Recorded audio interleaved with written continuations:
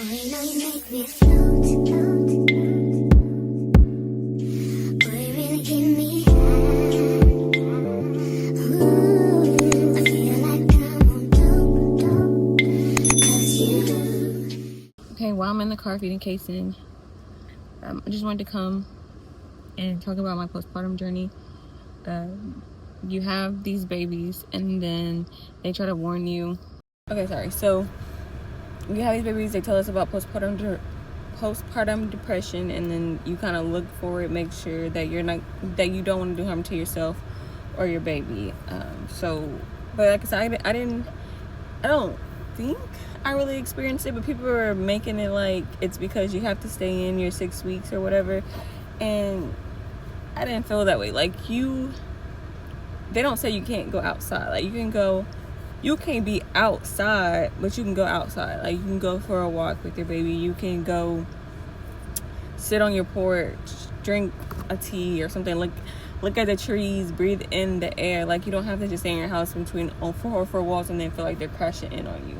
So I feel like that helped me. Like, a few times where I felt like, okay, I'm tired of sitting in the house, like, I would just go outside. Me and Casey would go for a walk, or I'd just go walk on my balcony, be good for a little bit, come in, and then I'm fine. So I never felt like down or depressed or sad or anything. The only thing that I can say, like, my heart was hurt about him having the clubfoot, which I talked about that before. And then that was pretty much, and then I definitely was grieving my birth experience, because everybody who knows me knows I wanted a natural birth, without the epidural, without any medications, like pushing on my knees, on my arms and on my hands and knees, like not literally being on my back, having gravity helped me, going through the contractions at home until I felt like I was at a point where they were back to back to back. He looked like he was close. Let's head to the hospital. Like, that was my ideal birth, and that it didn't happen that way. And I think I planned for this, and you can never go against God's plan, because God already had a plan for me. I just didn't know it, and I was so stuck on what I wanted and wasn't listening to him, which he probably was telling me. Like, I did everything for my body to be ready. Like, I was still working out, I was staying active, I was getting on my yoga ball, opening my hips, doing everything that I was reading about. I started eating the dates. I was 36 weeks when I started eating the dates, which that is just to help soften up your cervix, so that when it is time, you'll start to dilate. You won't have trouble dilating, which I didn't have trouble dilating at all, so I feel like they helped. And then I was drinking the raspberry leaf tea, which is good for your uterus, so that when you're pushing, it strengthens your uterus to be able to push your baby down when it's time for labor. So none of this stuff was labor inducing. It is just supposed to help you once you got to that point. And so I was doing, what I thought was the natural and healthy way. Like, all these things are natural. Dates are natural and natural. I think they're considered a fruit, but they're like dried dates.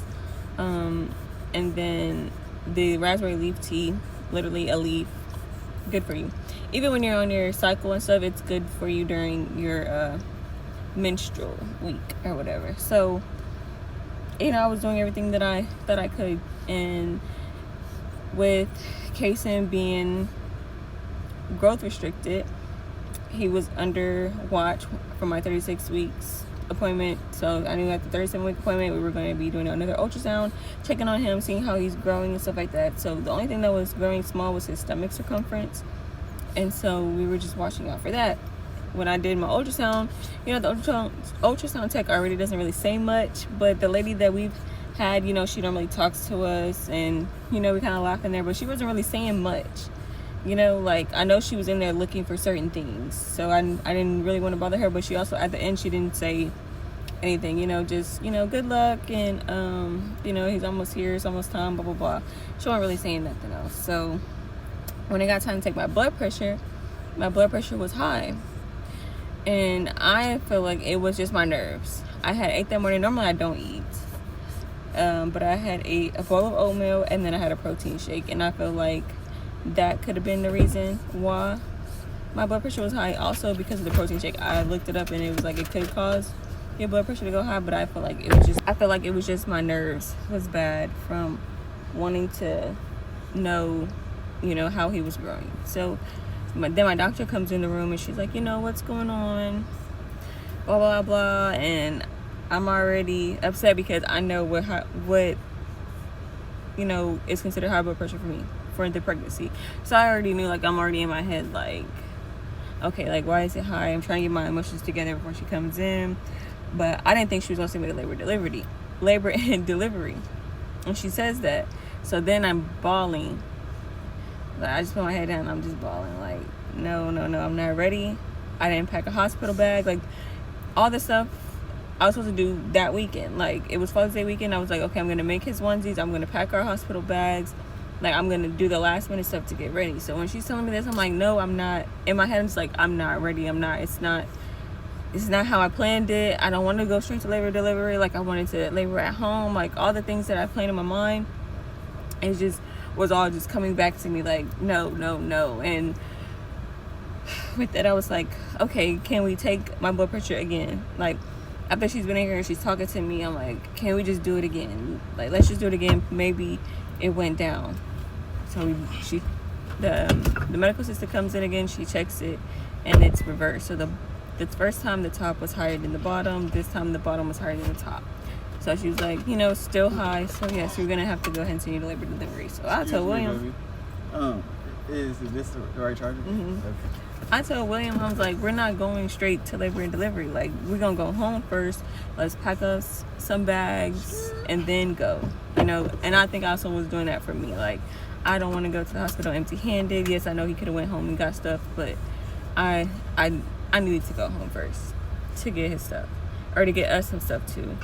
So once we got to the hospital, my blood pressure was back to normal. So in my head, I was also thinking like, oh, like, can I get out of having him this weekend? And I ended up asking the nurse. She was like, no, because he was growth restricted.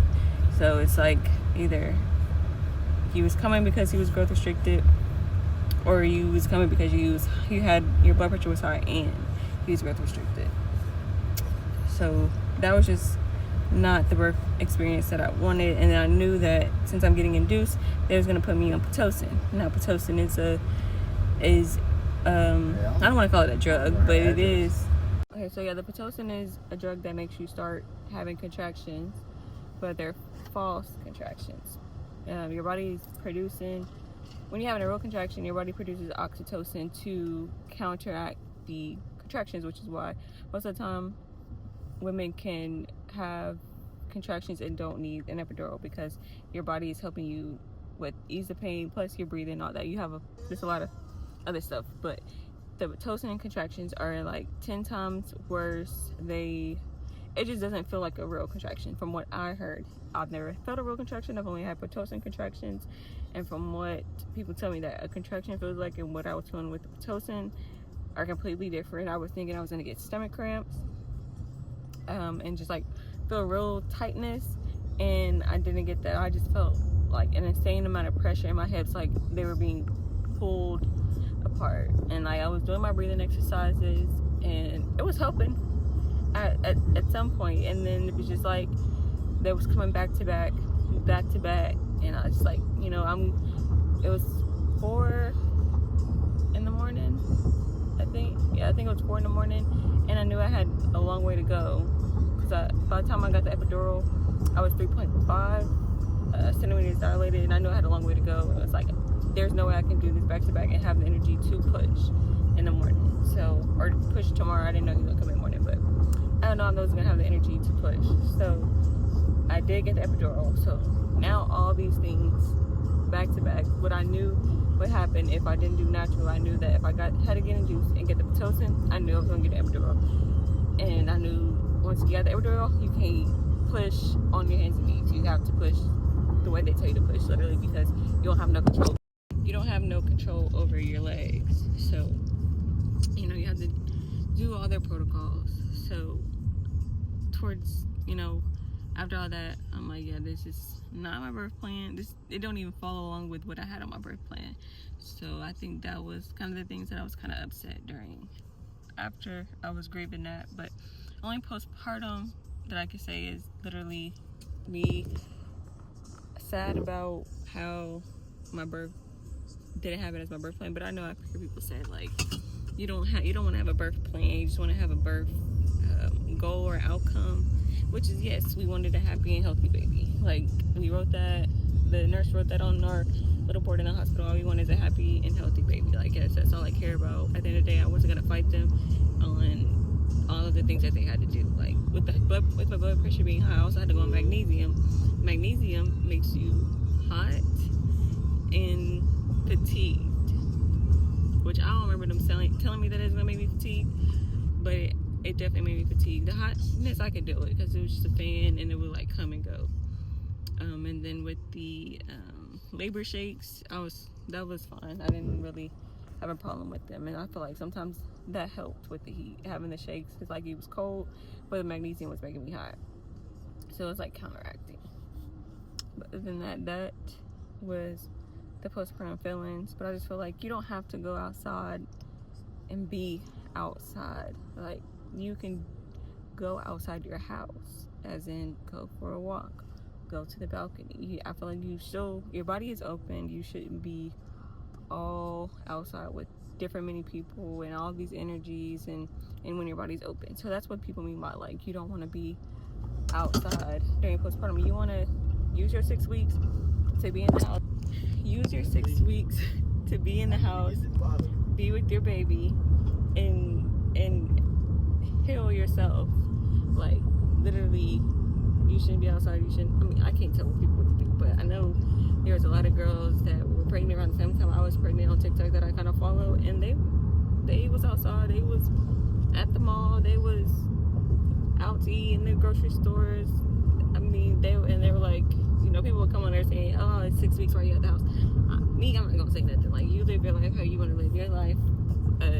That's what you feel you need to do to overcome the postpartum depression. I mean, you can go ahead and do that. But Yasmin wasn't doing that. We stayed in the house for 6 weeks, and I'm slowly taking him out. He still hasn't had his shots, which he gets them next week, I believe, on Friday when he turns 2 months, or after he turns 2 months. He turned 2 months on Thursday, but either way, he's getting them soon and out. We don't take him around any and everybody. I don't let any and everybody hold him. When we go outside, and he's only been out once. Yeah, to where people was around us and we sitting at a table all together. So, but I mean, people do what they want to do for their postpartum journey. I feel like my postpartum journey it's not over, but I didn't have any major symptoms where I was feeling sad or depressed, wanted to hurt myself or hurt my baby. But I feel like your postpartum time is a crucial time, and you should be doing what you can to make sure that your mental health is good, that you're able to feed your baby, you're able to hold your baby. You should just be doing what makes you feel good. But yeah, that is my postpartum journey. Like I said, I'm still going on. Could have a part 2 because things could always change. Your body's always changing. I still haven't had my cycle yet, so my body is clearly still regulating. I'm breastfeeding, which is also could be a reason why it hasn't came back yet. Like some people's period doesn't come back until after they're done breastfeeding, or it can come back after 6 weeks, 8 weeks, 12 weeks, 5 months. So that is awaiting progress. But other than that, I just make sure my baby's fed, I'm fed, my husband fed, we all good, we all happy and healthy, and that's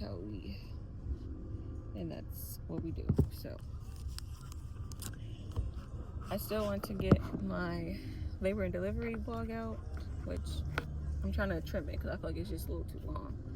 So that will give a little bit more of the process of what went on. And then ultimately, I forgot to say this, but I did end up having a C-section. So it just fell in line. So that is why I was grieving the most, because I'm like, I have a whole C-section, my body's not going to be the same. I have to work 10 times harder to get the body back that I want or had at first and all this. So I just knew I did not want a C-section. But like I said, it was God's plan, and He's here. Okay, he